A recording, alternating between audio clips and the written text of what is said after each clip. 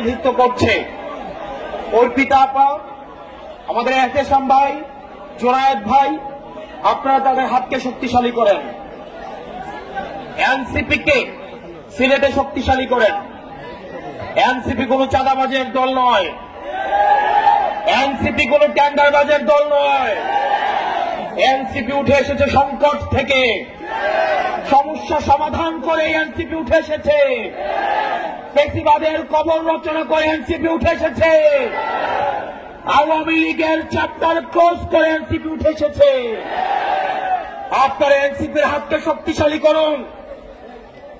আমরা আপনাদেরকে প্রতিশ্রুতি দিচ্ছি, পরবর্তী বাংলাদেশে জনগণের বাংলাদেশ করার জন্য এতদিন পর্যন্ত আমাদের দেশটা হয়েছে ধনিক শ্রেণীর, আমাদের দেশটা হয়েছে বসুন্ধরা, আমাদের দেশটা হয়েছে প্রশাসনের, আমাদের দেশটা হয়েছে আর্মিদের, আমাদের দেশটা জনগণের হয়ে ওঠে নাই।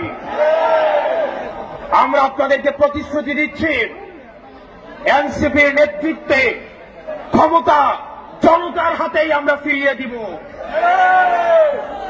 প্রিয় সিলেটবাসী, আপনারা সবাই ঐক্যবদ্ধ থাকবেন। আওয়ামী লীগের একটা পক্ষ যারা আওয়ামী লীগ করেছে, আওয়ামী লীগের সুবিধা নিয়ে লেখক হয়েছে, আওয়ামী লীগের সুবিধা নিয়ে যারা অ্যাক্টিভিজম করেছে, আওয়ামী লীগের সুবিধা নিয়ে যারা ভিডিও খুলেছে, তাদের প্রতি আমাদের সজাগ দৃষ্টি রাখতে হবে। আওয়ামী লীগ আবার বিভিন্ন রূপে বিভিন্নভাবে আমাদের সমাজে তারা আর ফিরতে পারবে না, কিন্তু বিশৃঙ্খলা করার চেষ্টা করবে। তাদেরকে আমাদের ঐক্যবদ্ধভাবে প্রতিরোধ করতে হবে। আপনারা সবাই ভালো থাকবেন, সুস্থ থাকবেন। এই মুহূর্তে বাংলাদেশে কোনো কিছুর প্রয়োজন আছে, বিচার আর সংস্কারের প্রয়োজন আছে, বিচার আর সংস্কারের প্রয়োজন আছে। এই মুহূর্তে দরকার বিচার আর সংস্কার, এই মুহূর্তে দরকার ইনকিলাব, ইনকিলাব, ইনকিলাব, ইনকিলাব। নতুন করে আবার দেখতে পাচ্ছি আমাদের মুজিববাদের পাহারাদার দাঁড়িয়ে যাচ্ছে। তারা কথায় কথায় আমাদেরকে বাংলা ছাড়তে বলছে। আমরা বলবো চাঁদাবাজার দখলদার বাংলা নয়, তোর বাপ দাদা। ওই চাঁদাবাজার দখলদার বাংলা নয়, তোর বাপ দাদা। চাঁদাবাজার দখলদার এই দেশ আমার দেশ, এই দেশ আমার দেশ। ইনকিলাব, ইনকিলাব।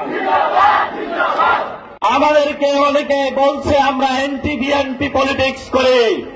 আমরা বিএনপির বিরোধী নই, আমরা খালেদা জিয়ার বিরোধী নই, আমরা তারেক জিয়ার বিরোধী নই, আমরা জিয়াউর রহমানের বিরোধী নই।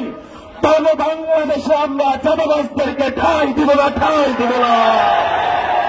বাংলাদেশে আমরা কোন সিন্ডিকেট ঠাঁই দিব না, ঠাঁই দিব না। বাংলাদেশে কোন সন্ত্রাসদেরকে আমরা ঠাঁই দিব না। আগামীতে যদি ঐক্য হয়, আগামীতে যারা আমাদের সহযুক্ত হবে, তাদেরকে একটু শর্ত মেনে আসতে হবে। বাংলাদেশে চাঁদাবাজি করা যাবে না, বাংলাদেশে সন্ত্রাস করা যাবে না, বাংলাদেশে সিন্ডিকেট করা যাবে না, বাংলাদেশে জনগণের রাজনীতি করতে হবে। শেষ কথা বলবো, আমরা প্রতিনিয়ত রাজনৈতিক আড্ডাতে চা দোকানে বসে, সিলেটের মাটিতে আপনাদের চায়ের বাগান রয়েছে, কিন্তু প্রতিদিন নিত্যকার সকালে যারা চায়ের কুড়ি মুকুলগুলো প্রতিনিয়ত তুলছে, আমার মা বোনদের কোনো মজুরি নাই। এনসিপি যদি সরকার গঠন করে, আমরা মালিকদেরকে জবাবে দেব, শ্রমিকদেরকে তাদের থেকে শেয়ার দেওয়ার ব্যবস্থা করবো ইনশাআল্লাহ। শেষ কথা শেষ করব, সিলেট আউলিয়া গ্রামের পণ্যভূমি, ফুলতলি সাহেবের পণ্যভূমি, অসংখ্য আউলিয়ার পণ্যভূমি। এখানে আলিয়া মাদ্রাসা রয়েছে, কওমি মাদ্রাসা রয়েছে, বিভিন্ন পরিকার মাদ্রাসা রয়েছে, আমাদের নারী সমাজ রয়েছে। আমি জানি সিলেটে আগে এসেছিলাম, তরুণ যুবা আপনাদের রক্ত কতটুকু থাকবে। আগামীতে 3 তারিখে ঢাকায় ঘোষণাপত্রের দাবিতে মহাসমাবেশ হবে। সেই সমাবেশে শহীদদের রক্ত রক্ষার জন্য, আহতদের অঙ্গহানি রক্ষার জন্য, আত্মার জীবন রক্ষার জন্য আমরা একত্রিত হব। আমরা সিলেটবাসী আজকে এই শহীদ মিনারে শহীদদের রক্তের কসমের উপরে দাঁড়িয়ে হাত তুলে শপথ করি। এই সিলেটের মেয়ে আমি, এই সিলেটের মাটিতে আমি বড় হয়েছি। আমি আজকে সিলেটে আসছি, এখানে আমাদের এই যে সিলেটের সংগ্রাম, সেই সংগ্রাম আমাদেরকে বারবার অনুপ্রেরণা জাগায়। এই পদযাত্রা শুধু একটি প্রতিজ্ঞা না, এই পদযাত্রা শুধু একটি পদযাত্রা না, এই পদযাত্রা একটা প্রতিজ্ঞা, একটা ডাক। যে ডাক হলো গিয়ে নতুন বাংলাদেশের, যে ডাক হলো গিয়ে সাহসের। আমরা অত্যন্ত ভারাক্রান্ত হৃদয় নিয়ে আজকে এখানে দাঁড়িয়েছি। গত 4 দিন আগে মাইলস্টোনে বিমান দুর্ঘটনায় আমরা হারিয়েছি আমাদের অনেক প্রিয় মুখ। আমি সেই সকল নিহত পরিবারের প্রতি জানাই গভীর সমবেদনা এবং আমাদের যত নিহত ভাই বোনেরা আছেন এই মাইলস্টোন দুর্ঘটনায় তাদের আত্মার শান্তি কামনা করছি এবং যারা আহতরা আছেন তাদের দ্রুত সুস্থতা কামনা করছি।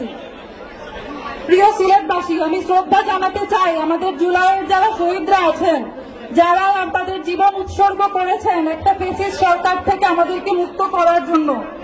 তারা এই সরকার থেকে আমাদেরকে মুক্ত করেছিলেন বলেই আমরা লড়াইয়ের অনুপ্রেরণা পাই।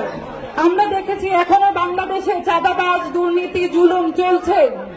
এখনো মানুষজনকে মারা হচ্ছে চাঁদার জন্য। আমরা বলতে চাই এই বাংলাদেশে আর চাঁদাবাজি, দুর্নীতি চলবে না। এই বাংলাদেশে